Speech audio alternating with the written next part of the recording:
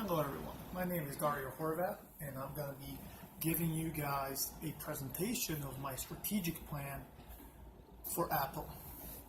Now Apple is a company that is ranked third in the Fortune 500 best companies in making revenue of about $215 billion yearly, and out of that they're putting about 30% into their research and development. Now I've created a little strategic plan for them, so let's just jump right into it.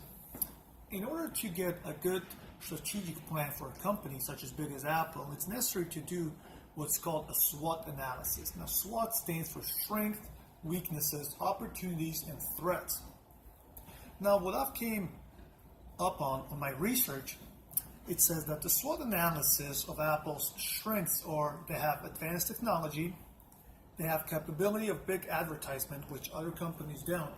They have brand recognition, they have diversity, which is huge in their company, and they have organizational culture or organizational structure that supports innovation. Now, some of their weaknesses, even though you may think they might not have some, they have some. They have higher price than the competition. They're not compatible with some games or apps that you might want to use. They have a recent change in management with Steve Jobs passing away, and they have a lot of product recalls. Now, this is where I see some opportunities. Some opportunities would be opening up to new markets, which would be India and China, which we're going to talk about later. They need to bring down the cost of the production, and they need to adhere to the customers in their technological demands. Now, some of the threats they might have would be the patents are soon to expire. They have lower cost of competitors' product, so Samsung and BlackBerry and Nokia are cheaper than Apple. And then they have Android, which is their main competitor. It's teaming up with other companies. Now, so what I've created would be a strategy map, how to achieve our strategic goal. Now, our strategic goal is going to be directly correlated with Apple's mission, which would be to be the Earth's most customer-concentric company. The first strategic goal I have is financial, and that's increase revenue in existing market. Second goal would be increase revenue in new markets, which I already said India and China. And the third one would be to explore new areas such as IT security, which is huge nowadays. Now we're going to do that on three fronts. As I said, financial. Second would be customer, and third would be internal operations, which would be learning and growth or research and development.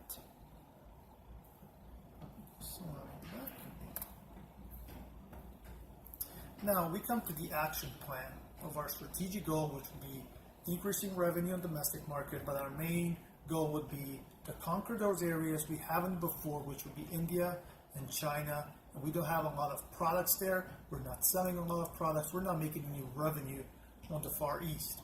Now the action plan would be to increase the number of customer service representatives in India and China. And the reason of that is because if we get a lot of products over there, we get a lot of customers. Phones broke down, they need someone to call. We don't have enough representatives there, and we need them. Second would be better marketing collaboration. And third would be our virtual team setting, which we can use to our iPhone apps. How are we going to do this? We're going to do this with a technique that's called management by objectives. And management by objectives, or MBO for short, is a method where managers and employees define goals for every department, project, and person and use them to monitor subsequent performance. That means we're going to have a department in China that's going to they're only going to be responsible for iPhone. So every project they have, they're only going to be concerned about the iPhone. Next, we're going to have a department or a project team that's only going to be concerned about the iPad, so they can just focus on that one product. That being said, each department will have a slightly different strategy based on their strategic goal. For example, the customer service department in China and India might hire additional personnel to keep up with the demands of customers in those regions, and then, like for example, internal operations will work on brand awareness and reducing cost of production. Next thing we have is the communication plan, which we need to implement in order to achieve our strategic goals. And I found that open communication works the best. Top to bottom and bottom to top. Everything needs to be said and everything needs to be understood in the company. Everything is disclosed. There is nothing worse than working on a project and not knowing all the fine details of other departments working the same project, because then the project might fail. For example, in Apple, that would be disclosing the facts that the India branch is not very profitable and that the China region is struggling with getting patents for the products. And that is very important. This will bring a much higher understanding of urgency within the employees, and they will work harder and they would be more innovative, knowing the true nature of things. Now, the second part of the communication is obviously listening, and that's where we go back to good leadership skills. Because if a person is not a good listener, they cannot be a good communicator. And lastly, we have our evaluation of our strategic goal, which would be increasing revenue and opening new markets in India and China. What I like to use is the strategic control method. Strategic control is concerned with tracking the strategy as it is being implemented, detecting any problem areas or potential problem areas suggesting that the strategy is incorrect or not working, and then you make some necessary changes if you need to. The strategic control method is actually about being proactive, and that is something in management we like to use the term feed forward.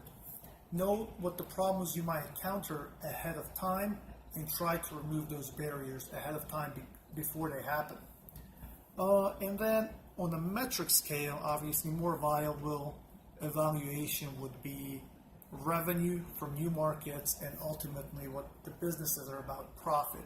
We would look at quarterly, is the India branch making enough revenue, enough profit when compared to the US branch? If the answer is yes or close to yes, that means the strategic goal is working. If the answer is unfortunately no, that means some changes either need to be shutting down those branches or coming up with a new strategic goal. I hope this has been informative, and